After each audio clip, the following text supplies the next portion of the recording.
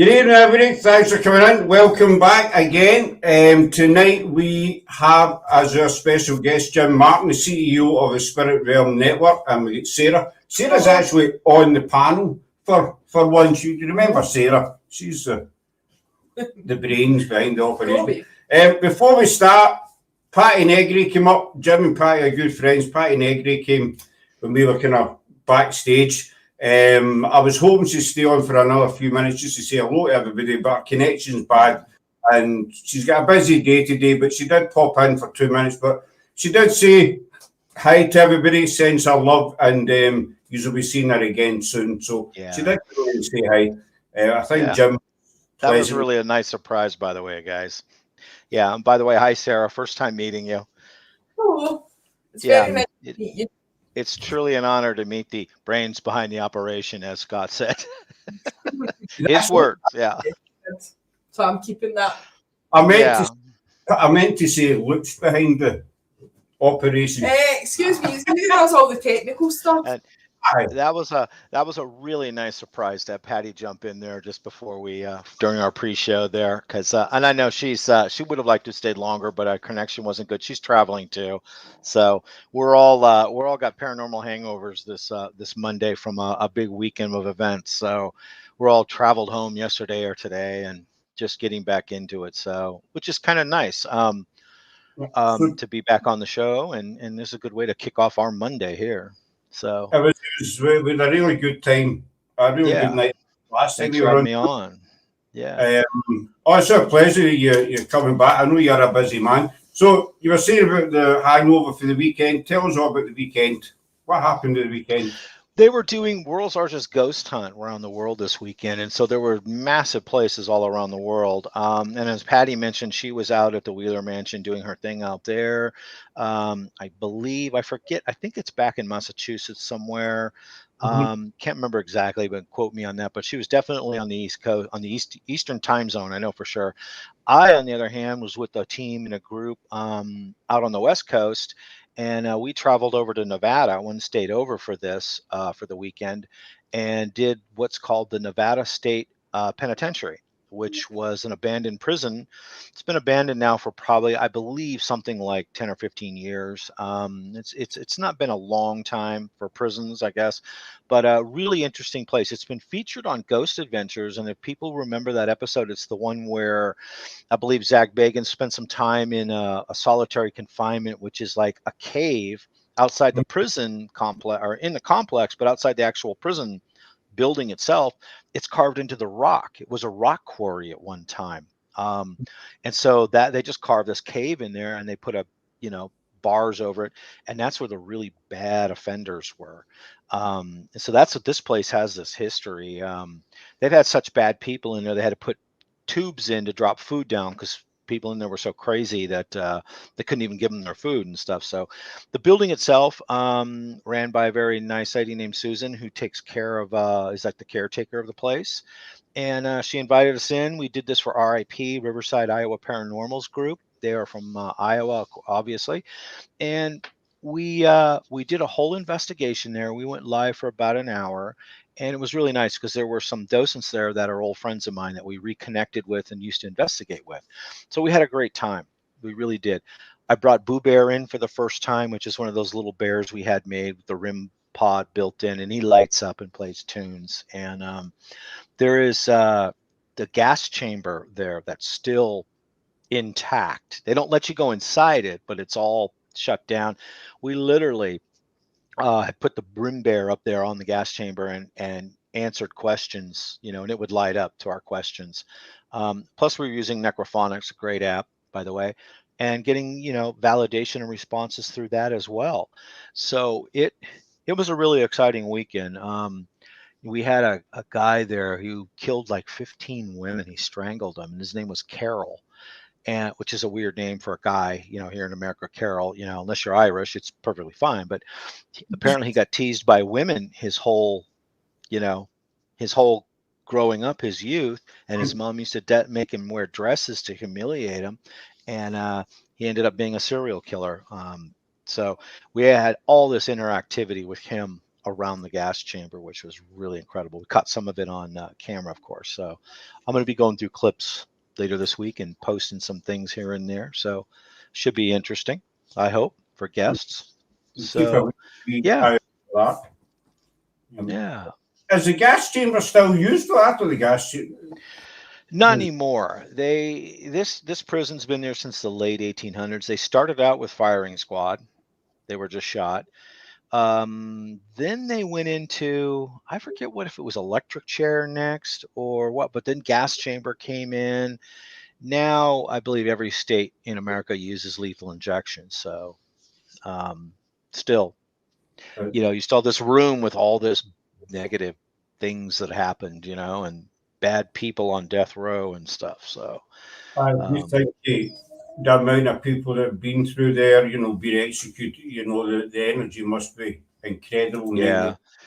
And what they do is they take you off death row one day ahead of time, and they have 2 special cells right outside the gas chamber.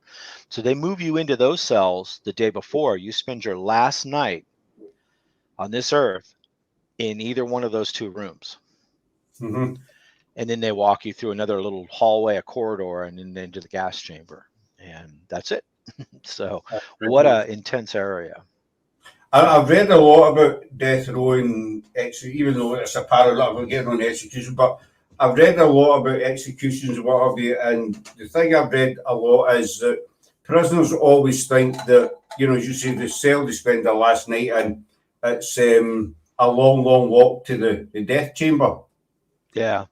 But it's actually only 2 feet. It's the same as over here when You are familiar with, in Italy, in Venice, the Bridge of Sighs? Mm-hmm. Now, people think the Bridge of Sighs, it's not S-I-Z-E, is size like it's huge, but they think it's a big, long bridge, right? And it's Bridge of Sighs because you sigh. And the Bridge of Sighs, literally, I mean, you can reach from one hand to the other across that little canal, and they marched you from the trial, the court, across the Bridge of Sighs to the gallows where they hung you. So your whole life supposedly flashes before you on this little short 5 or 6 feet walk across the Bridge of Sighs. And so very famous place, obviously, in Venice. But it's not huge. It's not long. It's short. And you sigh, I guess, apparently across it. So you came through the court and then right over the bridge, and that was you end up. That I know in the UK, I might be wrong with this, but in the UK when we had the capital punishment, it was something like 3 days. Going back years and years ago, when you were sentenced to when you were actually executed, it was like 3 days. But I know in America it can be 10, 20 years. Oh, yeah. In states like here in California, you end up getting, if you're young, you end up getting a death sentence. You actually will die on death row of old age before they execute you. There's so many stays and waits and stays, 20, 30, 40 years. And people that have been there their whole lives waiting to get, they basically don't even do it anymore. But I know Texas, Texans are really efficient. They really know how to take care of business. I think they set up, they do 1 a week. It's like a regular club. I was watching a documentary about a guy who he didn't escape death row. He was on death row, and it was like 12 minutes to go before they pressed the button, or hi Kathy Doll, Gail and Justin, before they done the deed, and a stay of execution, because I knew that evidence had come up, and it turned out that this guy was innocent. I'm always a popular guy. I'll just shut it off. Sorry. Yeah. You were saying? He was innocent. This new bit of evidence proved that he wasn't in, at the scene of the crime at the time. It had him some miles and miles away. And he escaped it by death by 12 minutes. Wow. Yeah. And they took him back to prison, and they says to him, and he took him on a wee walk, and he said, this was my cell, this is where I spent my last day meant to be, and then 12 minutes and the phone rang, whatever it was that happened, and he got that was it, saved his life basically. But that'll change your perspective. I gave him a new lease of life. Yeah. You know what I mean? Yeah. Gave a whole new lease of life. It's freeing a lot of people. But a question came up, and I thought this is really interesting during the investigation. We're all standing around this weird looking door, and it looks like it has the steering off a ship, that they crank it down and seal it up with. And we're in the dark. We've got a little bit of light. We're doing questions and things. Necrophonics is talking. The bear would go off, and a question came up. Well, who's here? Are you this serial killer still there? And then someone brought up a question. I believe it was Susan who runs the place. It's like, if you were executed here, would you still want to stay inside this gas chamber in the afterlife? It's like, I started thinking about it. I said, yeah, that's really a conundrum. That, I mean, yeah, I wonder how that works. I think if it was me and I was, in the chamber, I think, once it was done, I don't think I'd be hanging about. No, I don't think I would either. Just if I was going to be haunting something for eternity, I don't think it would be an empty gas chamber. I think it would be the judge who sentenced me to death. I'd be at his place. Yeah, and if he's crossed over already, I'd be over there somewhere in eternity, kicking his, what? So looking. So the world's biggest ghost hunt, that must take a bit of coordination to put that together. Little bit, yeah. I mean, but when we were there, we had help. We had quite a bit of a group, so it's good to have a group that has a lot of questions ready to go and different devices. I think we run necrophonics, and if people want to try this, I've done this before. I've actually seen people 2 iPad Airs or 2 devices and run 2 necrophonics in tandem and see what you get. And my experience has been, you'll get some of the words are the same, and then sometimes you'll get a different word, and then you'll get a completely different word on the other one, and it's like, but do they mesh? Another great tool that we were using is we had 2 ovuluses running with necrophonics. And of course, you got RIM pod there, you've got K2s, and you've got the RIM bear, and all these things are going off. You're hearing words coming through necrophonics.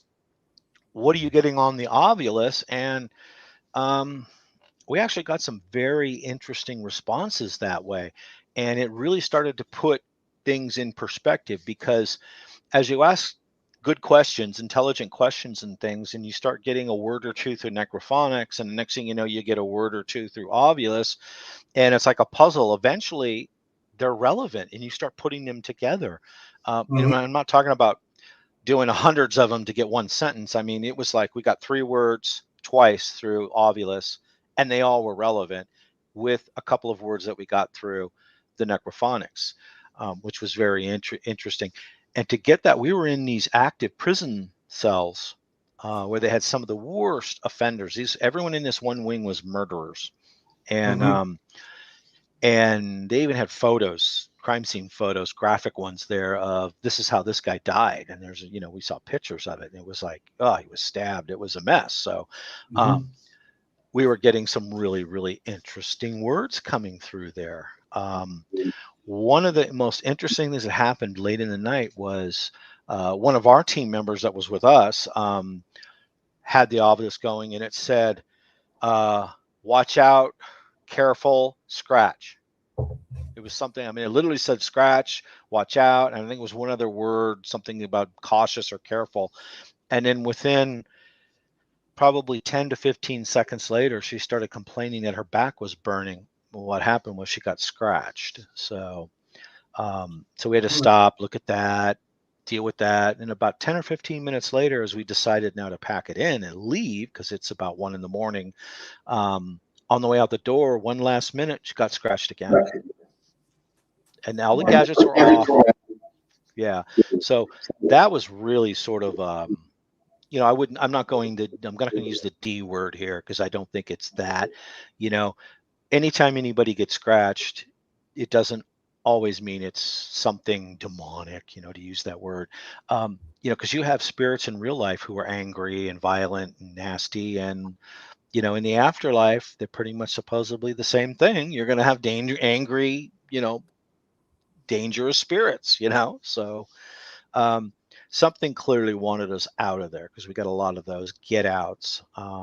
Surprisingly, not a lot of FUs, just a few get outs. They felt really uncomfortable having people in there.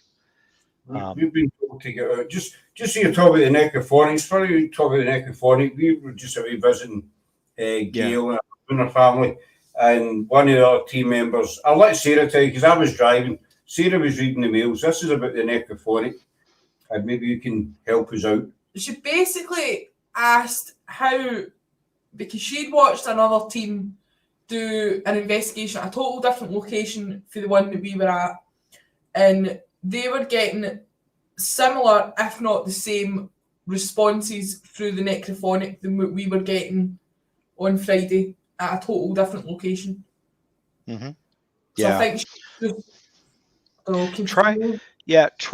try two different devices at least, and then I would try doubling up once in a while on the necrophonics. If you've got somebody with the app on one gadget, you've got another one on the other, I would run them next to each other, and try it next, and then also put them apart a little bit and see what you can get, because I'm thinking you can get some of the same similar responses, and then you also get different ones that can be relevant too, which is weird. Then of course the other option is you get none that fit anything, but and then from what I've seen, you guys, you're doing it the right way too, where you want to record every one of those spirit box, ghost box, whether it's the SB7, the sweeping radio, because, things are coming through there so fast. And technically our mind's supposed to be working like 3 times faster than we're doing it. And some people I know, their mind doesn't work as fast as it should. And they're, they open their mouth before, I'm guilty. Occasional affliction, but it's moving so fast that you can't process it. And so when you go back to any of the evidence that you're getting getting out of it, listen to the listen to the devices, listen to the recorders. If you're videotaping it, that's a fantastic way. I prefer video because, and I prefer to see people straight on as they're doing it, because then you can always tell, someone says, well, that was somebody over there talking. Well, in the video, you can see people weren't talking, they weren't moving. When you get a piece of really good evidence like that, where everybody's at and what they were doing. So that just adds credibility to the whole thing. And, and I've seen some of the ones you guys have done, and they're like, they're really good. Guys are standing right there. You've got the recorder going, you're doing necrophonics, you're videotaping it, and you can pull a lot more out of that investigation after by going through that footage and listening to the different devices. And sometimes too, one last thing on that is if you want to sync them all up, if you're using a recorder with a camera and all that, just a simple over the recorder and in front of the camera, a simple clap, a good healthy clap, and the camera will see it, it'll hear it, the recorder will hear it, and then you can actually sync that up, that snap noise, to all of that, and you'll get a time of where everything was going on when that recorder picked it up. So that's another helpful tip people want to take with them. Try that out too to help you help organize a lot of your evidence. That's what we do. I've sent you 2 different ones. The first one I sat and listened to that over and over and over again. And I sat and listened to it with headphones on as well in the dark. And it's amazing the wee bits and pieces that I picked up the more I listened to it. That first one I sent you, Jim, was Louisa was a lady whispering right next to me. And you came back and said it was she's actually saying, "Is your light better?" Yeah, I like that one. Let me see if I can set that one up here, and I'll take a look. Yeah, this is the one from, is it Caldwell House you're talking about? That, yeah, I was wondering on this where it was at, and Yeah, I brought it up here, and then let's see. That was one of the owners came in just. Yeah, and then you go about. You remember how far in it was? It's 13 minutes and 53 seconds. It's Yeah, right after the oh yeah, EMF meter off. yeah. So if you head up to that, I don't know if we can hear it. Minutes now. And we're on time, why she's suddenly you're off, but I heard the clear lady's kind of whispering voice. I thought it was through the app.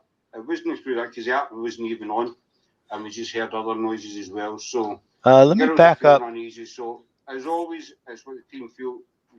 We're just. Let me set it up here. Call it a night just now. See, the key thing about this one, you know, it's 1350 on this. And here, I'll start it there and we'll see. Okay, so you are. Yeah. But I've been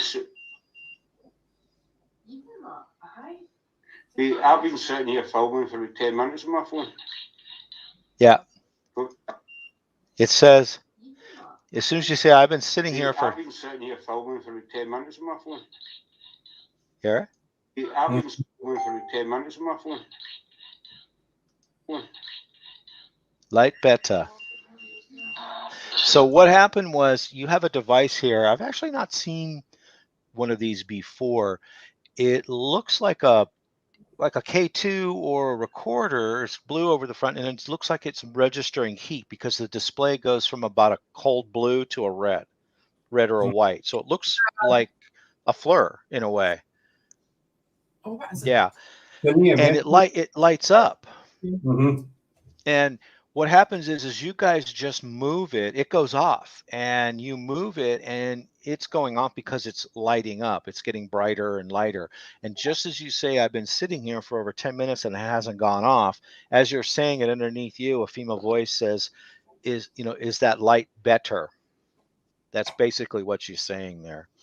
And it's relevant because you were talking about the light too prior. I believe there was something else. You had a flashlight on there, but this thing's lighting up and you guys are messing with it. And I think she's saying, you know, on these steps right here, is that light better? So, yeah. The weird thing was that I was the only one that heard it.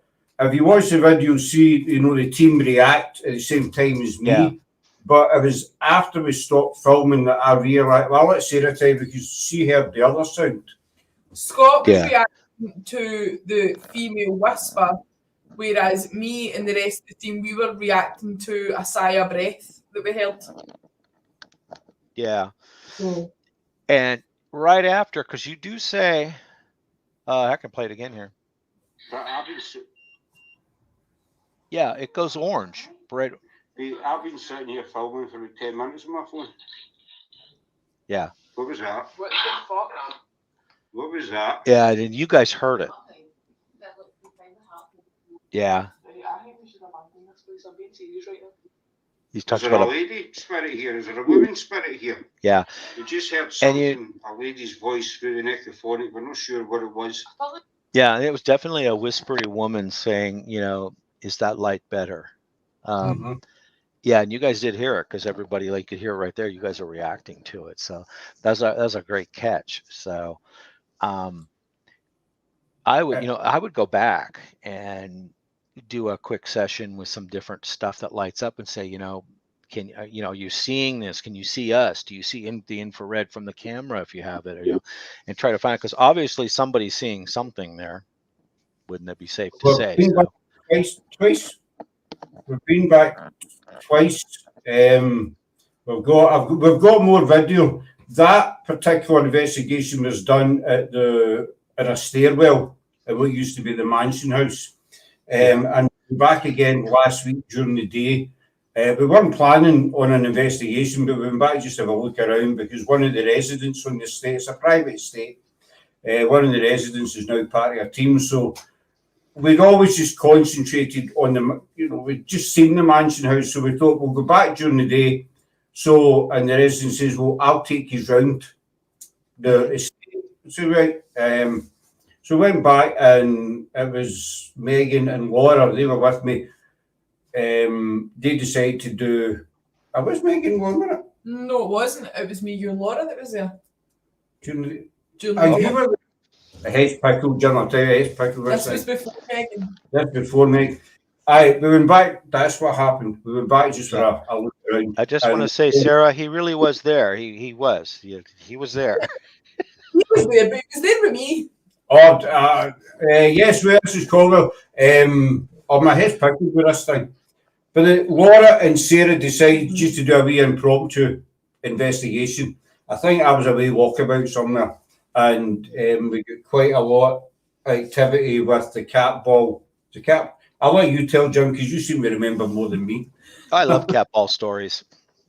Yeah, we were sitting on the stairs, and me and Laura had the cat balls out, and before we'd even started filming, they were going double daft.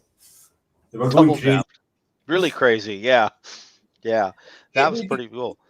The K2 was on the step, and then we had the other AMF meter leader as well. Me and Laura were asking questions. We were getting quite intelligent responses on the necrophonic. The K2 was lighting up as well, and so was the cat balls. Mm-hmm. Yeah. You know, we had some, ironically, this weekend too in the jail, and we had put them around the floor, and they did too. They lit up occasionally too. We determined there was actually a child spirit in there, and we don't know why. The premise was, well, before they put a jail there was actually a hotel or something in the 1800s. So that could have been the case, that this is a residual or something from that. But I love cat balls. I mean, here we have the $1.99 store, or the dollar store, Dollar Tree, where everything in the whole store is $1, and you can go in there and you can get the cat balls for $1 a piece, and they're like, this is a great paranormal tool. Everybody can afford that. Well, we've had a lot of luck with them, especially Colwell. But just before we carry on to the second bit, it's just Wayne's in the chat. Wayne Miles, he stays in London, and he's a medium, and he was telling me, it says there's two faces on a doorway, and the children, it was a former children's home as well. We think there was children there at one point. He says that there's two faces on the door. The children are very scared, wary of going beyond this door. So I hunted for the door, couldn't find it. I was imagining it was two faces painted, spray painted on a door. But then Sarah found a photograph we took. It was the what used to be the main entrance. And Wayne also said the door, it's an archway. And it was Sarah that noticed that on either side of this archway, there's two stone faces. Wow. On that door. Now, Wayne had never seen photographs. I'd never told him the name of the place, whatever. And he says there's two. And then the more I thought about it, the more I thought he's right, because if it was a children's home, you've got kids there that are separated from their parents, their family. They're getting taken to this big, strange building. And so these faces would have been the first thing they would have seen getting in that door. Yeah. And they would have been freaked out, scared, whatever way you want to put it. Exactly. And so Wayne was spot on with, basically what he said. But I think they're there because obviously the house that stands there now, they're on the inside of the porch, but back when it was an actual house, that porch was new there, I don't think. This was before the porch was added on, so this is the first thing kids would have seen, was these two faces down at them, basically. The great thing about you guys is you got so much history in places, that can be one thing now, but 200, 300, 400 years ago. 600 years ago, it's totally something different. So what kind of energy, residual energy could be there, So, I mean, you literally have a virtual paranormal onion there of activity and layers of paranormal. You got to peel those layers back, of paranormal activity. So we are slowly doing that with Caldwell, aren't we? Every time we go, we're uncovering more and more. But then, even more questions that we don't have answers to than what we first started with. Well, spend about 2 months on this. It could be we're very, very lucky that see, it's a private estate. There's only one way in, one way out. And we spoke to all the residents, and we've basically got unlimited access to get in day and night.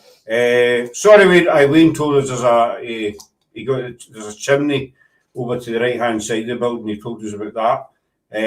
So we've got unlimited access to this place, and we say 2 months, but you know yourself, Jim, we could go on and on and on. Yeah. It's a work in progress. It's a paranormal work in progress. So that's kind of a cool thing about a place that's really active like that.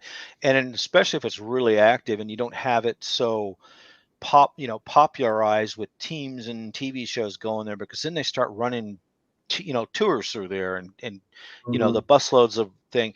And so you want to be able to work in that environment with as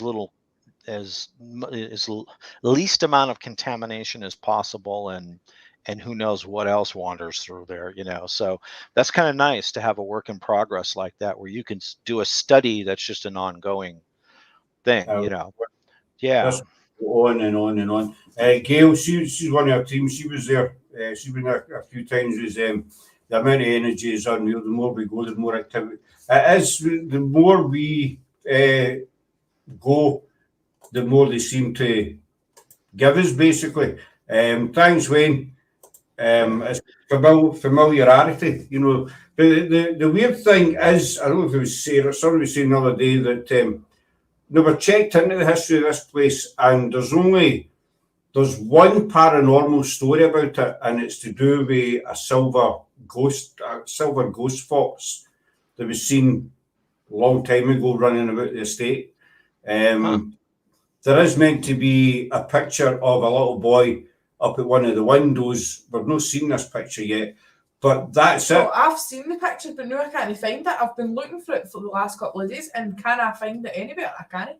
I'm beginning to wonder if I've actually imagined it. Possibly.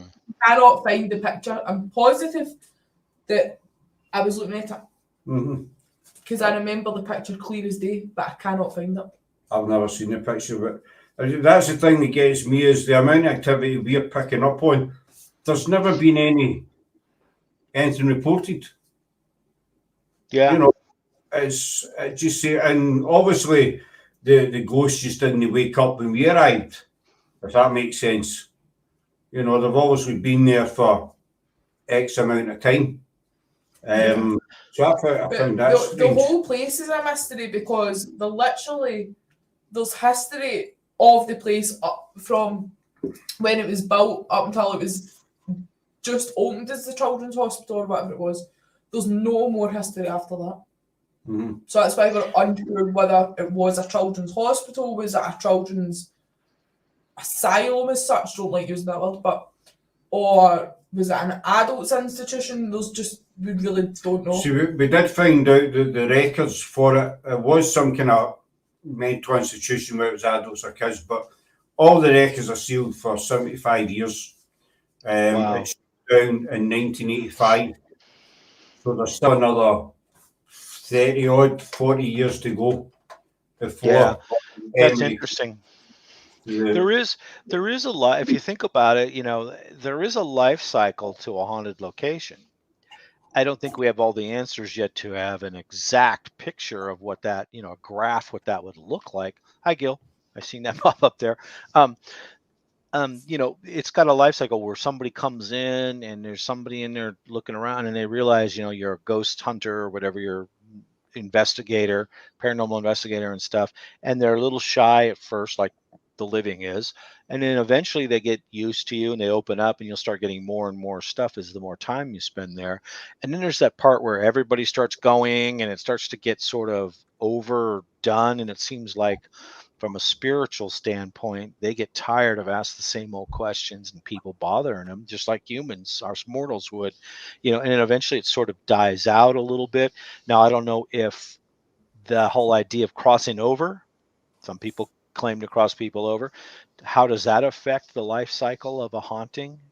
So hard to say. I mean, it's just this whole paranormal thing is in its infancy, so we still need a lot of studying and a lot of work to be had to actually figure out, what is really happening here. The whole, I don't know, autopsy of a haunting, I guess, anatomy of a haunting, you could call it, I guess, to really get some answers and figure out, from start to finish, what really happens during a haunting, So if that makes any sense.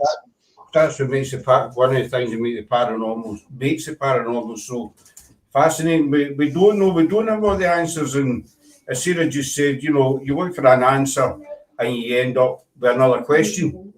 You look for that answer, you end up with another question, and it just goes on and on and on. But we're loving this, what we're doing just now. It's going to take us quite some time. But on that note, I sent you another recording, and I'd like if you could break it down while we're on the live. Now also we've already been over it, but it'd be good to see you actually sit and break down the recording. This was done through the necrophonic. This is the Friday night. This was done, and we used to be the children's kind of swing park play area. Yeah. Looks like it's very grown over. You've got a swing there, and on the swing, it looks like you have maybe a K2, and you've got your is the meter on there with the blue face? That's the one that measures the heat, right? Is that? Yeah, that's the one from the other one. So what's cool here is I can hopefully set this up right here and see. It was just strange, that whole swing park bit, wasn't it? Yeah.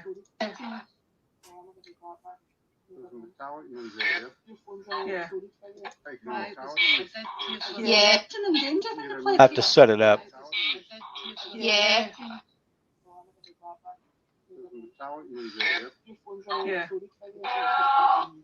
Is there a body here?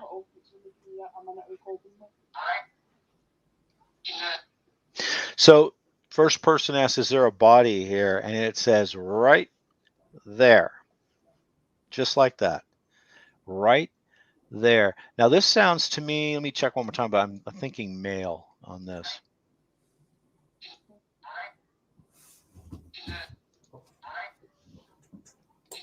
There, so right there.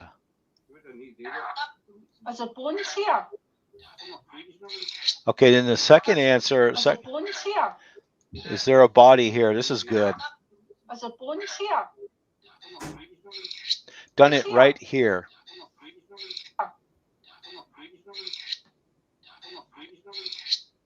Done it right here.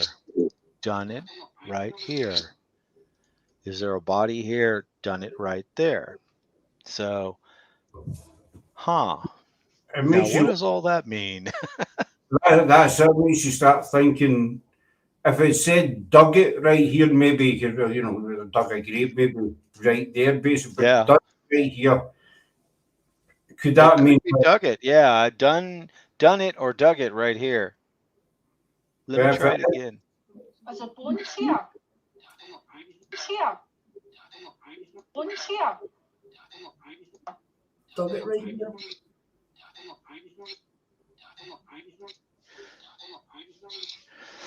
That's hard to tell. To me, it's more like done it right here. So was there like a murder maybe there or something? And this is where they buried the person, or, they went to bury somebody and they said, yeah, we done it right here, That's what I was just about to say. If they say they've done it right here, does that mean, there is bodies here and we've done it right here? We've done it here. Yeah. So see, there's not a lot, but there's a few wee signs or I've had wee clues and stuff that we've always thought there was graves on this estate somewhere. People have disputed it, but even since day one, I've thought, there's got to be graves here. The site is 280 acres. This place was pretty big, and the history obviously predates the house. I mean, the house goes back to 1770, but there has been, as you said earlier on, Jim, there has been other things on that land prior to the house. And so we're not saying if there are bodies that are connected to the house, they might be connected to, come back 200, 300, 400 years, whatever. Yeah. you guys have had Romans roaming around up there a long time ago, so pretty close. So, you know, I had that's- Romans here we had Romans centuries ago, you know. Yeah. And so, but we've had wee indications that this particular area is where there's graves. There's some, maybe not a lot of graves, but there is definitely something there. And then when we got that recording, we thought, well, what does that say? Right here is a Yeah, grave. the Right noise I here. heard as well. And then Sarah, after that, you tell Jim about the. I was standing at the back of our group, talking to another person that was there, and I heard what sounded, but I'm certain it sounded like, see when you get a shovel and you bang it into the ground and you get that metallic kind of twang noise off it. Yeah. That's what it sounded like, as if it was coming from my left-hand side. Yeah. So, sort of like a mechanical sound, right? Something like that. You know, it's not a human voice. It's not a natural kind of thing, you know. So it's not an animal. It's not human. So yeah, that's interesting because what we do know from that answer is done it right here or dug it right here. It's still something happened or is right there. That's either way. That something is there. So something of interest. So that's kind of interesting. And since you're asking about bodies and suspect that there was actually a burial ground there, that's really interesting. So that makes it sort of somewhat relevant. We found out as well the past day or two that we think there was an old church sat there at one point. A church of some description. A church of some description was on that particular spot where we were. They're just over from it. So I was thinking, you know, church, you know, possibly graves, where the graves left when the church was demolished. You know, did they, you know, sometimes they'll move the graves to another location where the graves were there. Did they just move headstones and leave the people there? It's really, it's really a big mystery. But as I say, we're enjoying it. But say, I wanted you to, because I know you've got all the latest tech and gadgets and stuff, and that's how I was hoping you could a wee sort of listen to it. Yeah. But you know, on this too, if you want to scoot on down a little bit, there is one here where didn't they say something about they're gone?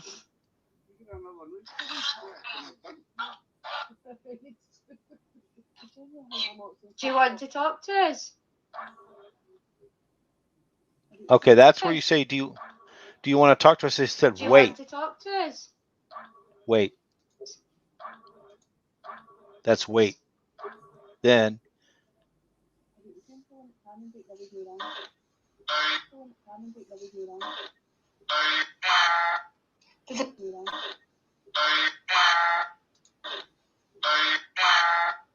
I don't think that's anything. Do the children still come here and play? Do the children still come here and play? Okay, so see, as he asks this question about the children, it says they're back. Do the children still come here and play?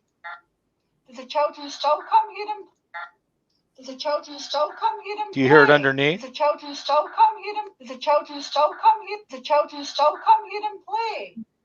They're back. Says they're back under. Do the children still play here? She says yeah, they want to come play, and it says they're back. Yeah, but the one before was a little short one where it says, you know, do you want to talk to us? And it says wait. Then after that, I think it said okay, or like, you know, wait, and then they're back. So those are probably two things connected there. That could be leading to the question before. It's just delayed. I don't think the children one is part of that, but it could be. I mean, sometimes they answer you just when your question, when you're getting the question out of your mouth, you know, and they've already got an answer for it. But I think that's like, you know, do you want to talk to us? And it says no, and then all of a sudden it says they're back. So you probably children. I think yours is up. Just give me 2 seconds. I'll leave you talk to Sarah for a wee minute. I'll go and check. Okay. Sorry, Jim. All right. But What's that chair, by the way? It used to be my chair, but Scott kind of commandeered it. It's a sporty looking chair. It's quite comfortable. I bet. Yeah. It's a gaming chair, I think. So cool. So are you in this one here with the necrophonics, or where are you at when this took place by the swing? I was standing kind of behind the swing. There was the swings, and then there was like our group, and then I was at the kind of back of the group. Yeah. It looks very lush and grown over now with a lot of vegetation, which It is, but the weird thing about it is that the swing that the meters is on is white, as you can see from the video, right? mhm. That looks Yeah. totally clean, that swing. Yeah. Whereas, Almost. Yeah. mhm, On my that's monitor, the swing is right here, and over here is the necrophonics. Yeah.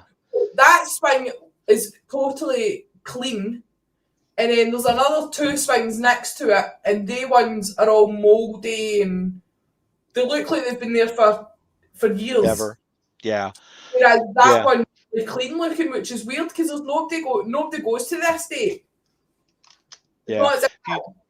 And on here that's the K2, and then over here is the heat meter that you had before, which lights up. So, and of course, you can see necrophonics there. But yeah, that's a pretty interesting find right out there. Definitely go back and ask more questions on this and see what's out there, because obviously the fact that swing looked completely clean compared Yeah. to the Well, we're going this week. We're going on Saturday night. We're doing an overnight vigil there. We're going to split the team into 3, and we're going to concentrate on different parts of the state and then swap round, okay. and see what each other get. We're also going to do with Mark Edgerton in last night. We were talking about this as well. We're going to do a daytime and nighttime comparison. That's a good idea. Yeah. Do you guys ever find that in a place where you've been to multiple times, there's been some talk of a controversy over the witching hour, which would normally, the hocus pocus, Hollywood, I guess, folklore is the witching hour is midnight. Then I've had a lot of people from the metaphysical who say, no, the real witching hour is 3 a.m.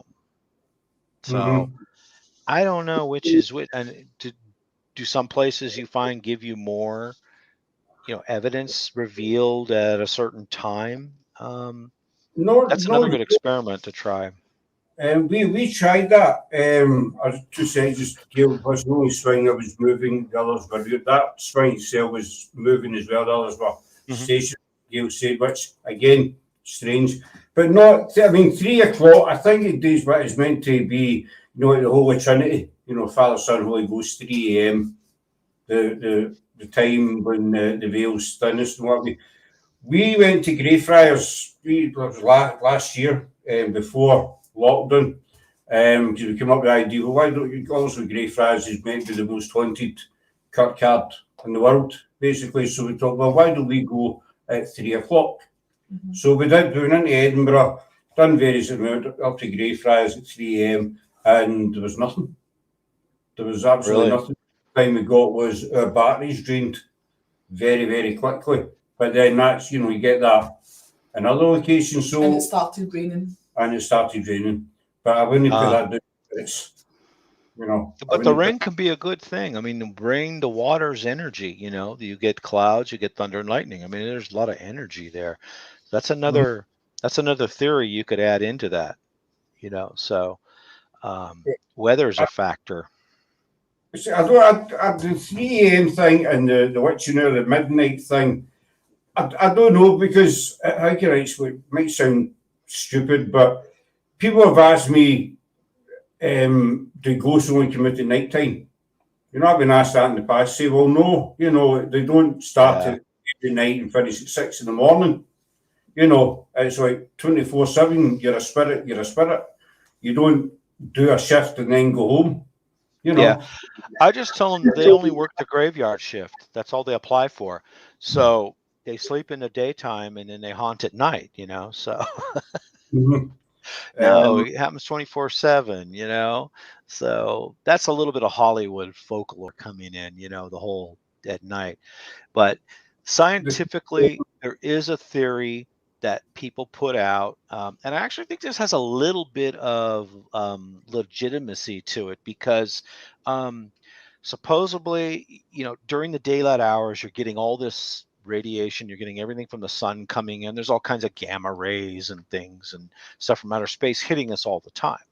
The atmosphere blocks a lot of it, but not all of it. As you go behind the sun, the energy from the sun dampens down a little bit, becomes calmer. Um, and therefore, it's a little bit easier to pick up and hear.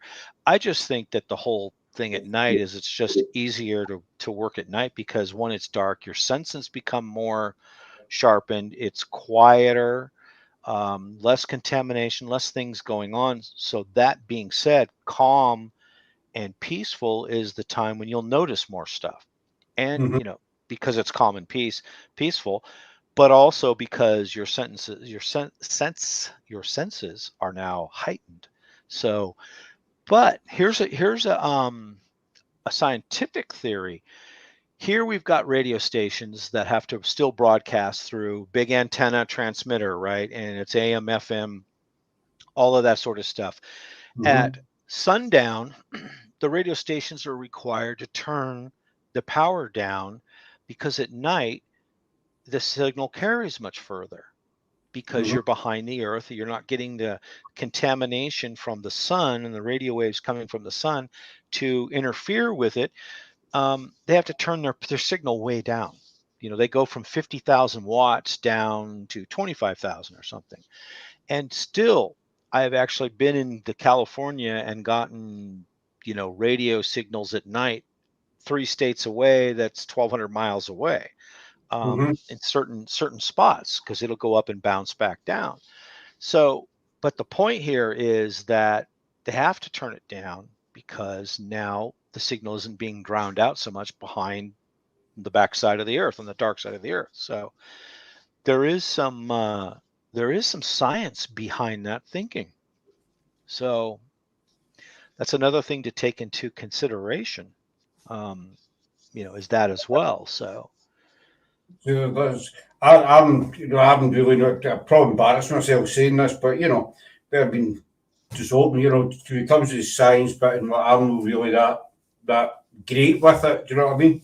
All tech. Or tech. All right, do you need to keep going on about the tech? We know you're the tech person, not me.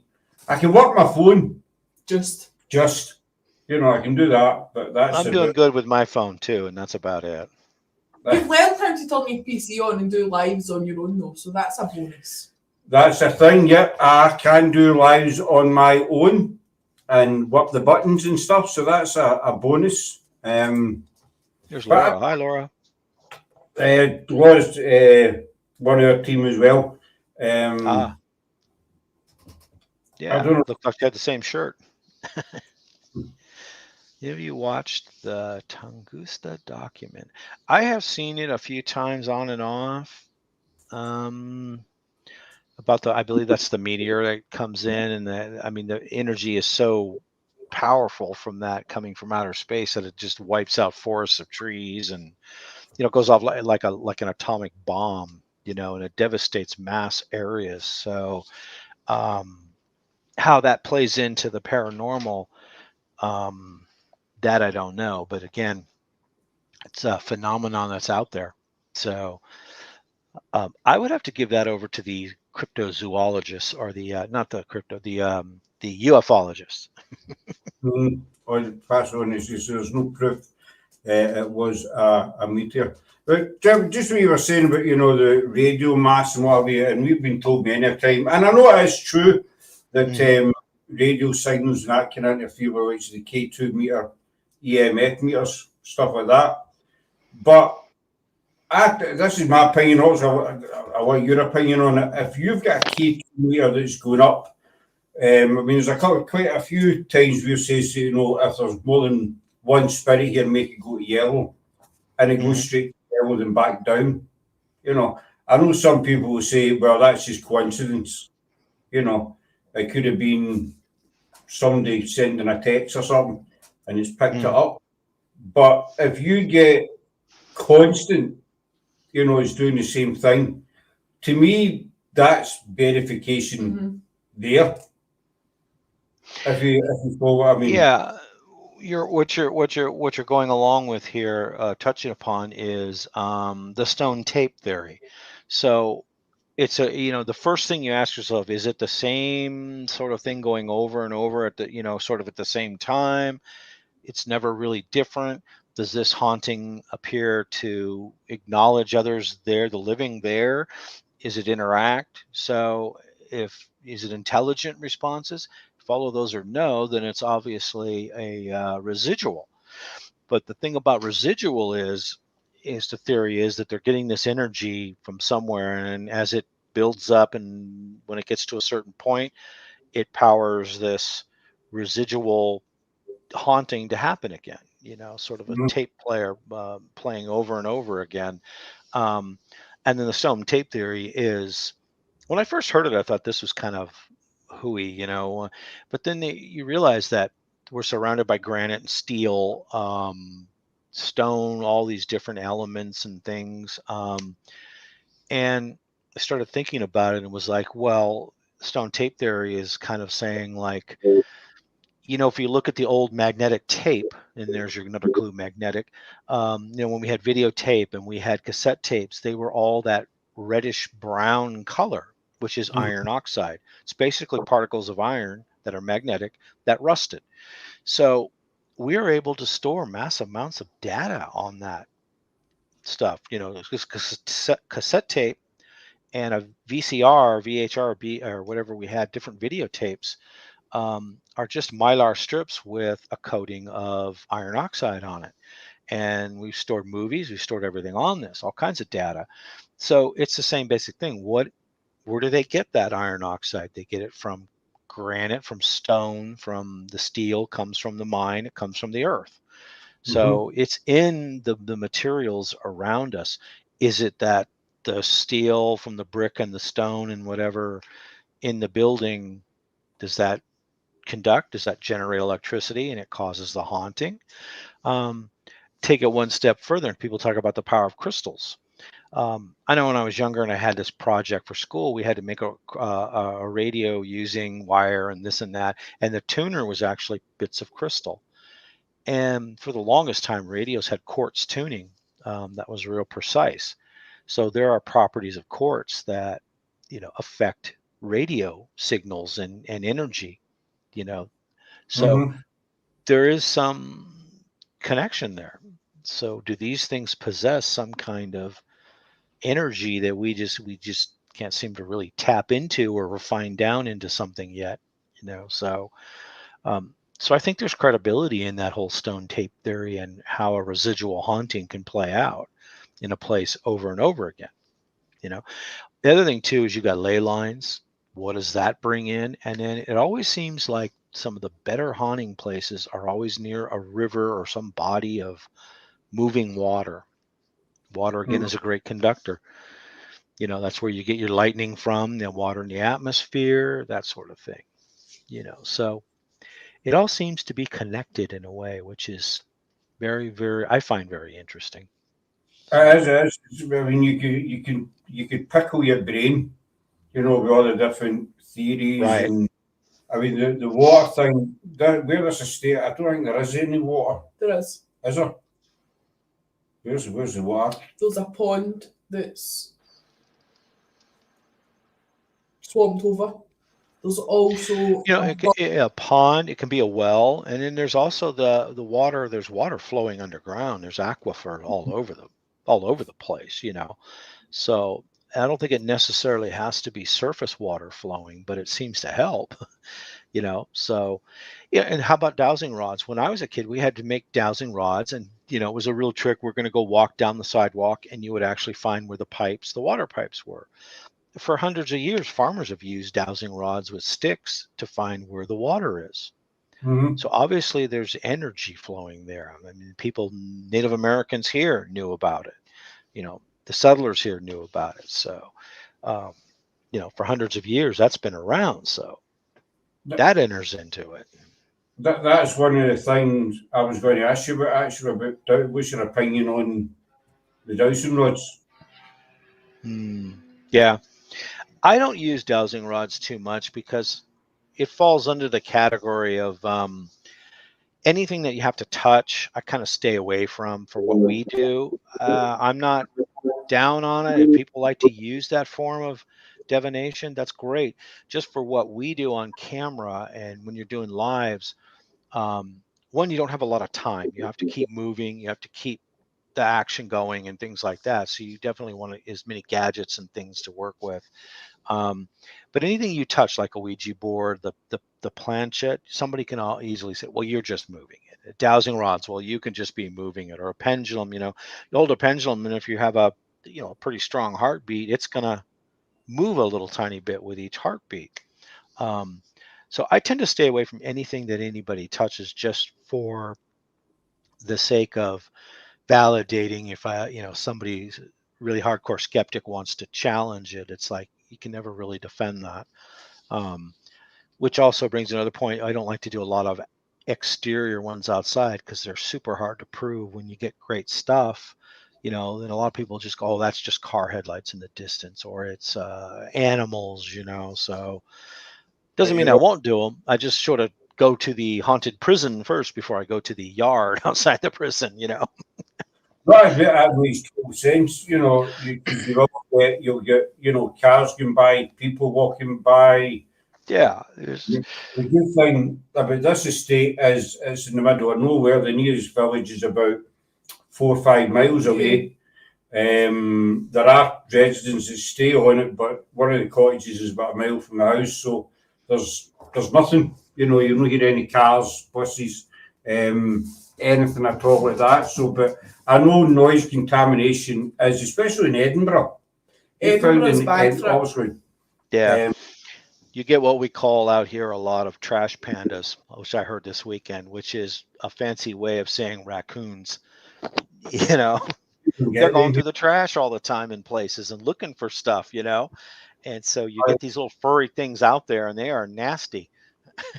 It's mostly cats and dogs here, isn't it? Foxes. We get foxes. Yeah. Here. Rabbits. Well, you don't get many rabbits in it. Colville, you do. I was talking just in general. All right. Yeah. Gail's get into places. About how do you feel on the human pendulum? I'm not sure if that's the correct spelling. I think it is. Like I said before, if there's any sort of human touch to it, I shy away from it from a professional standpoint as a production. When I say professional, so in other words, we would not do one of those probably on a live stream. One, it takes a little while to set up. We've got to keep things moving, as I said before. But anything a human can touch, I try to stay away from because it's super hard to prove it, and it's really easy to disprove it. By saying, "Oh, that's debunked." It's somebody moving. So. Mm-hmm. Oh, there's Laura again, Laura Jane. Taking apart the human pendulum. Honestly, not sure how that works and doing it. I'm not really sure. Like I said, I'm just not big on the whole pendulum thing. But, I've seen in private investigations where we're not doing this. I've seen it work with people. I've seen dowsing rods work. I've seen people doing Ouija, same thing. But again, that's going to be to each his own, and so you decide on that. So it's not something we use in our repertoire. We have more scientific gadgets. We were with Laura that night. It was an old cup card we were doing, and she was doing it, and she did say a couple of times her neck was, sore, and then she said we did find out that the spot we were in was where somebody had actually hung themselves, which we found really weird. Could be, again, that word coincidence. I know a lot of people like to try and debunk the paranormal by using the word coincidence. Well, over here they do anyway, at least. But she did have a sore neck for 2-3 weeks, Laura, I think it was. It was a while anyway. But we started, just what you're saying, touching things, we tried our compass a couple of weeks ago. Just using That's a good old school technique too. I mean, these are all good old school techniques, that have been around a long time, both the pendulum and the dowsing rods and Ouija boards. And a compass is good, but seeing a compass too is in a sealed environment. You can set it down, put a camera on it next to an EM. I would put one next to a K2 meter or an EMF meter and see if you're getting data, you're getting interaction coming through. What is that compass doing too? Which is a great way to sort of cross-validate what's going on. And they have those pendulums where they sit in a little pyramid, wire-shaped pyramid holder, and it hangs down in the middle over a board. That would be fine too. But as you guys did in that one building, you have to have some little strips of material, very thin material near it, or a candle or something. Because again, you want to make sure, you want to rule out that it's not a breeze, a drafty place, Well, So we did have a can. When I hung that string up, it was, there wasn't any breeze, there wasn't any drafting, so that's why I put it there. And then we put the candle underneath it. But then, the draft turns up, the wind decides to appear. So we're going to try, we found a perfect little room in the basement in this estate. We're going to try that one in there. And obviously put the candle underneath to show that there is no draft coming. Yeah. You want to rule that out right away. Yeah. Where the material will move. We just thought, but don't get me wrong, Sarah loves her gadgets. I'm starting to get fond of them. I'm starting to get fond of the K2 meter. I will admit.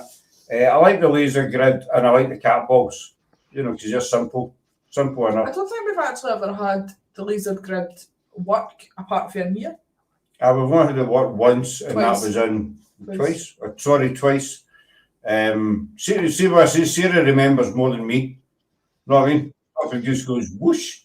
We've had the laser grid twice in here. That's why I gotta have an assistant with me too to help keep it on track and go like, what would we say? What would happen over there? Yeah. What were we doing? You do forget because you try to take that much in, and that's in top of what's already in there, Yeah. And so you kind of. And it's getting late in the night. I don't, past my bedtime a lot of these. So yeah. Plus I'm old, so I just don't remember. So I got to get somebody else to think about it for me. Sarah's there to keep you right. That's right. Gail's spot on right there. Don't agree. She's in her team. If you agree with her, we will never hear the end of it. No, yeah. Sorry, Scott. You're not going to hear the end of that one. Sorry. That's the cardinal sin. It's just agreed with Gail. That's it. My life is kaput on it. I won't hear the end of that. But we want to try more old school, experiments. I would get away from no offence to the tech. It's great. You're necrophonic and what have you, but we're trying to move away from that because we feel there's more credibility in it than there is for using. See, I told you. There you go. Yeah. I don't think you can have too much in there. You know what I mean? So why not blend some of the tech in with some of the old school and see what you get? I just think that you can't have too much, validation. You can't have too much detection, really, and just put it all together and lay it out and see what you get. And move it around, change it up a bit, and see what happens. I'd keep track of your results and see how it goes. Do you go old school or do you use any kind of old school methods? My favorite old school would be the compass, like you were just talking about. I would think that the magnetic attraction, that actually I think I'm going to actually start looking for one of those here, a good old fashioned compass, that's in a case and you can move it around and that. And the cat toys I really like. Not really an old school, but it's just a simple, inexpensive way. I mean, an old school technique was in the Victorian era. They used to take talcum powder, baby powder, and they would put it on the floor at night, in different places. And they'd wake up in the morning and see if there were little footprints across it. They believe fairies walk through, at night and stuff, you know. Um, yeah, that spirits would walk across there. And so now you got a talcum powder all over your house, but you'd have to vacuum that up. But you know, but that's an old school trick that people did, and it was kind of interesting to note, So I just, yeah. what would you think? Start putting talcum powder everywhere. I would maybe not talcum, obviously, because there's obviously the wildlife and stuff, but you could use flour. You would want to put it where you're having, believed to have some activity moving around in a certain area, and put it down and see if, like crime scene, they take the powder out and they dust for fingerprints and things like that. So you're basically doing the same bit of detective work, but in a paranormal way. Mm-hmm. Look at it that way. I'm writing all this down, so I'll always give my pad. Take notes, yes. There'll be a test later. So, but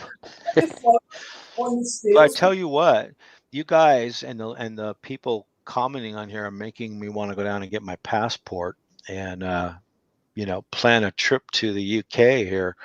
Do it. Come over. You should Get over there. Is that allowed yet? What's that?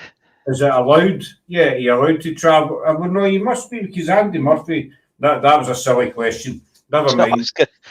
I you know what? I do not have a passport. I've never had a passport, and now it's getting to be real important. We've got to get new driver's license now too. So by the end of the year, so one of these days, I think I'll just go down and do it. And it's taken a while now because of COVID. So just get it. And if I want to go somewhere next spring or summer to Europe, then now's the time. But I probably also meet up with my good friend Rick McCollum, Hollywood Ghost Hunters, and Patty's friend Rick McCollum.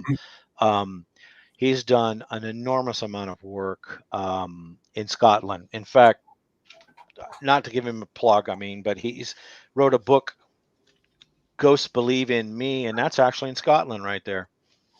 So Ghosts Believe in Me. I'm going to. Yeah, Ghosts Believe in Me. Rick McCollum, founder of the Hollywood Ghost Hunters, and so he's done a lot of really good work. He's been on. He's in pretty good with Ghost Adventures and those guys. He's been on quite a bit. We're going to be doing some events together with Patty. They're kind of from the same area, same neighborhood, but they've talked, but they haven't worked together yet. They're both friends with Zach Bagans and all of that, and paths have crossed, but they haven't worked together. So we've got a few coming up in the next few months where we're going to be doing some public events, and our pair of celebrities will be Rick McCollum and Patty Negri. Patty will take care of the seance side of the investigation, and then Rick will be handling the paranormal investigation. So you get 2 for 1. So we're going to be doing some work on that. But Rick's been numerous times to Scotland, to Ireland, England. I prefer Scotland, because he's that's his lineage. He is Scottish. So, all right. You're giving me an idea for a live to have you, Patty, and Rick on a that. I think that would be an awesome panel. Do you got your passport? Well, funnily, Jim, I had a passport for years, and I was always kind of religious about renewing it. And then when I moved over here, I put you know what, one of the drawers that you get that you just pile everything in, Yeah. Passport was in junk this drawer. Yeah. Exactly. Like junk mail and everything goes in the drawer. And I kept my passport in here. When I moved over here, I emptied my junk drawer into a bin bag, basically. And when I got here, it was a pile of bin bags, all my stuff in it. And I actually threw it out. Out the trash, I threw it in the wrong bag, Yeah. But so we can apply for another one, but we're going to have to apply for another one. But no, say my passport is somewhere in a landfill or something like that just now, probably. Or I hope somebody else is posing as me. That could but be. I'd love to get the 3 on a panel. That would be amazing. Other question for Gail. Do you think it's possible for someone who's been on an investigation to come home and get messages from spirit-like visions or pictures? Oh, yeah. Yeah. Very true. I would be looking at some form of attachment, probably. So you might want to talk to somebody who can help you interpret the dreams and figure out why you're getting them. And then if you have some sort of a spirit attachment that somebody followed you home from that location, you might want to address that too. Because I've heard that if you don't take care of it, they can get a little more intense, So I personally, I mean, people I work with will argue with me, but I personally have never been attacked. I don't think I've ever really had an attachment. I've had those times where I've come home and I just couldn't move for 4 days because I'm so bloody tired, You just can't get enough sleep. And oh, that's an attachment you've got. But to me, it goes away, it wears off. So, and again, it's not one of those things where if you do, don't freak out. So this is not demonic. It's not the devil. That's Hollywood, that's Travel Channel stuff. It's somebody just trying to get your attention and give you a message, whatever that may be. Gail, is it all right, dog, to tell Jim the story behind that question? Also, we know the story behind that question, but I just want to clear it with Gail first, and then we'll tell you what it's about and get your opinion on that. But while we're waiting on our answer, as you say, the D word, do you think people jump on the D word too fast these days? Yeah. They get into a house and there's something nasty and they say, I don't have to think about it. Yeah. Yeah. And you know why? Is because we've done paranormal. The shows have been going for so long now, and they have to keep ratings up. Ratings meet dollars, and they need more and more, shock value basically for the audience to go, whoa, so they'll keep watching. And so, yeah, we're taking it all the way now up to everything is demonic and people are getting possessed. And I've done hundreds of these. I've never thrown up pea soup yet and wet my pants. Okay. So I haven't been possessed. I haven't, I have worked with nobody else has thrown up pea soup or wet their pants. And, I've had people get scared and leave. I've had people get scratched. I've seen people burned with tribal brands, burned into their skin, which was the worst, by the way. I think I told that story last time.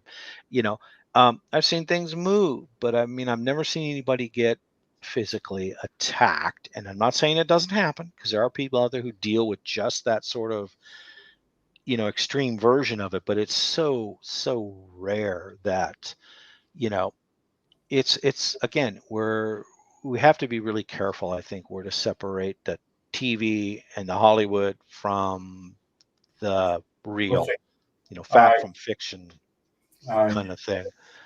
Yeah. Gail, just for the reason behind that question, Gail was the same. Gail joined us about 4 or 5 weeks ago. Yeah. I'll probably get that wrong as well. It's probably longer, but no, I'll say recently she joined us. And she came out in her first investigation maybe about a month ago, something like that. And before that, she'd watched different TV. I'm not going to name them, but she'd watched various TV shows and saw, what they did, what happened, and then she came out with us on an investigation. In fact, it was an investigation. It was at our own castle. Yeah. And she said it was totally different from what TV puts it across as, which we kind of all know it's true, that it's really the TV doesn't show somebody sitting in a graveyard for 5-6 hours in the cold or the rain, or you don't see any of that kind of. She was expecting something scary. The only scary thing that happened was a pigeon flew away. They're doing 4 days, and you've got a team.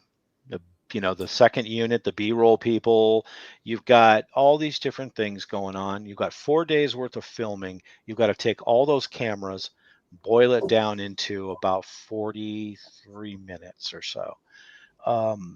That's a show. And then of that show, a third of it's just, hey, we're here. This is where we're at. This is the history. another third is we're going to do this and do that, and so got this, so we're going to go look at that. And then the third show is actually them in there at night doing some investigations over 4 nights. So, you get 4 days boiled down to 43 minutes, and you get about 2 or 3 good EVPs. You get a couple, maybe 1 or 2 orbs, and you get a half a dozen. What was that? And there's your show. You get That's 2 REM pods that went off. There's your show. So, yeah. The reason, I'll let Sarah tell you the reason behind Gail's question. You tell that. Right. Gail's mum and dad came out with us on Friday, and we were down to Gail's for dinner tonight, and her mum was telling us that, if I get this wrong, you need to correct me. I will. She was sitting on her bed. She wasn't sleeping, but it started to, the name Neve came to her, Neave. Mm-hmm. And she says she got the picture, the image of this girl in a wheelchair, child in a wheelchair.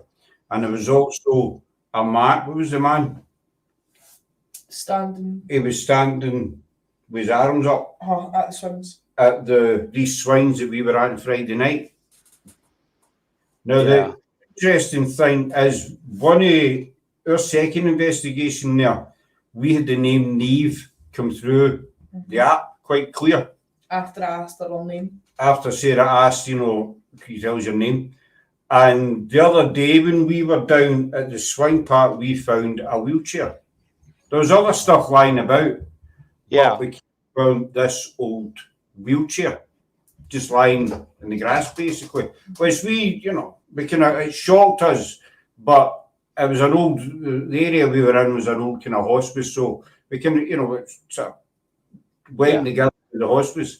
But it's just when Gail's mum told us tonight about the name Neve and the wheelchair, I thought, wait a minute, that's the name we got, and we found a wheelchair. And now the wheelchair's missing. And now, this is going to sound absolutely insane, but with the girl who lives on the estate, she's part of our team, she was out earlier on, she mailed me, just around about the time we arrived at Gail's, to say that, basically, do you remember that wheelchair we seen the other day? It's disappeared. But the weird thing is, where the wheelchair was sitting, it was long grass. She says there's no sign that anybody walked through that grass. There's no grass flattened round about it. As if it's just been lifted up. It's gone. So it's all kind of strange. I think that's Gail was asking, you think it's possible? Because also her mum had been on the investigation, and then she gets these kind of images after it. That's pretty bizarre, who knows? That's just one of those things where, you guys also out there get all those crop circle phenomena going on too, and nobody knows how they get out there to do that stuff. They haven't been able to duplicate it, That's always amazed me. How do you do it? That's what it makes me think of. That's why I brought that up. So, pretty bizarre setup the way that is. So, I mean, we have them here too in the Midwest. I think there's other areas, but that one, I would like to explore that further. I find the crop circle thing very fascinating. So, sometimes it's not just one circle. Sometimes I've seen them as numerous circles. Very elaborate designs that are mathematically accurate down to 10,000ths of an inch tolerances or something. And so how do people do it? And we haven't been able to duplicate it ourselves. So but that's a conspiracy theory discussion for another show, huh? That's touching in the UFO. I hope I pronounced your name, El Picasso. I was actually going to ask you the orbs. Picasso. What's your opinion of orbs? I know a lot of people think, it's mist, it's moisture, it's dust particles, it's bugs, Orbs, it's weird. Do you see, and the question that would come up would be, do you see them out of the corner of your eye or straight on? That seems to be a big thing. I have seen them in the daylight myself and didn't really think too much of it early on. But then they started to move more like I noticed things where they're more of an intelligent type thing. And I would see them out of the like the sides of your peripheral, out of the sides of your eyes, not straight on. So then when I started getting the cameras going and I started getting more into paranormal with the infrared technology, you start seeing them then. That's pretty incredible. I did one location and I was testing a Zoom H6, and there were three people in a room of this haunted old house, and I was seeing them out of the side. They were also different shapes. They weren't just round. Some were cigar shaped, and they were darting around, to try to sort of evade. I was having a conversation when I was seeing these, and we got it. Didn't even know it at the time. I had it rolling, the Zoom H6, shut it off, get home, I download it and start listening to it through the software. And clear as day, I got a woman's voice that says, "Jim sees us." That Wow. clear. Yeah, none of us heard it. There were 3 people there, myself, 2 others. One was the docent of the house, this very nice little old lady, who was staunchly Catholic and didn't believe in a lot of this stuff. So didn't even go there, paranormal. The other person was my paranormal investigating sidekick at the time. And she didn't say anything. So, it was not our voice. It was clearly not either of those 2 female voices. And I had been looking, it's like I'm seeing things, and that's when I kind of realized that, yeah, you can see them. That was some pretty good validation. Yeah. We've never actually, I think we got one picture at a castle. It was Sarah that took it. I think there's 3 orbs, 2 or maybe 3 orbs in it, but we've never ever really picked up. I know it's not something you pick up on every investigation. It's just, whenever. Yeah. But we've never really picked up a lot of orbs or No. anything like that. We picked up the odd face here and there on photographs. The It's creepy looking Yeah. doll. Sorry? The creepy looking doll thing as well. At Greyfriars. Aye, we got a picture. We do. I need to check see if I still got it actually. We took it the Mackenzie Tomb in Greyfriars, the front on, and on the left hand side on the ground there's a railing on either side of the Mackenzie Tomb. Behind the railing, it's a doll's face, white face, black hair on the ground. Yeah. On the ground. There was Usually, if it's dust, they're perfectly round and they're such, size. But then, the ones you get are sort of misshaped. Those are a little more accurate, I think, as paranormal. And then if you enlarge them, a lot of times there's actually a face inside them, which is bizarre. Yeah, you don't usually get that with dust. That's the thing. So I don't work with a lot of still photographs or anything like that because I'd rather shoot video, which is going to be shooting 60 photographs a second, or 120 photographs a second. And you can catch a lot with that many photos in a video. It's basically what video is. It's just shooting a whole bunch of pictures and showing them to you real fast, right?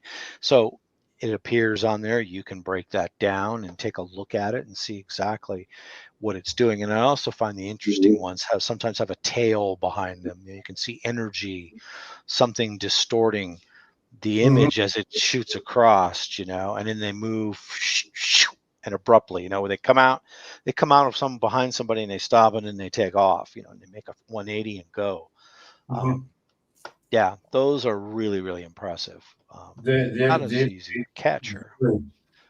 I think Yeah. they'd be really, really difficult to debunk. But I think Definitely. we'll wrap up there, Buddy, because I know you're just back for a long weekend.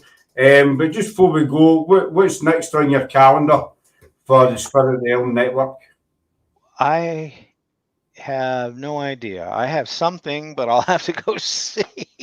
We've got a bunch of airline tickets booked, so, and when we don't use them, we just credit them so that we turn around and go somewhere else. Looks like I'm headed back to the upper Midwest in, oh gosh, I don't know, a week or 2, I think, something like that. Could be on the East Coast in about 3 weeks. We might be doing a 3-stop. It's really up in the air right now. I think I've got Twin Cities Opera House to do next, and I think I've got one up in Wisconsin, the Old Baraboo Inn, which is a really gangster hangout from the Al Capone used to hang out there and stuff, which is a really cool place. I think Ghosted Hunters have been to that one. Twin Cities Opera House out in the Midwest in Ohio has been on a lot of stuff. So hard to say yet. I probably have 13 or 14 locations between now and March booked, and 5 of those are major events with people and are ticketed. So we're gonna have guests. So it's fallen into place, but it's a work in progress. So who knows? I'll be someplace. You'll be out and about. I think that's what makes it enjoyable as well. As you say, it's a work in progress. So there's always something. Always. You know, it's never, pardon the pun, dead. Do you know what I mean? There's always something keeping you ticking over. Takes me about 4 days. After 4 days, during that last 4 days, after the event, 4 days, I'm like, I don't want to go anywhere. And then after about the 5th day, I start thinking, well, next week it would be kind of cool to fly back, and do that and next thing you know, a week or two later, we're off we'll go. So you never know. No. We'll wrap it up there just now, but we will be having you back on, buddy. Don't worry. But I'll keep a hold of you just for a wee minute after we go off the live. So, sure. Thanks very much to everybody that came in tonight for the comments and all your questions. Is really very much appreciated. We're back live on Wednesday. What day is this? Thursday with Nick Marlowe, who's a investigator, film director, and horror writer. So that should be interesting. But a massive thanks to Jim Martin, CEO of Spirit Realm Network, and to Patty, who came in live. And to me for making an appearance. All right, and to Sarah. Thanks, Sarah. Thanks, Patty, when you watch us on the replay. Thanks for coming. And thanks very much, Patty. We know you're a busy lady, especially today, and we do appreciate you coming in just to say hello to Thanks for having me. So, it's always a pleasure, buddy. It's always a pleasure. So, we'll be back on Thursday. Hopefully we see you then, but stay safe until then, folks.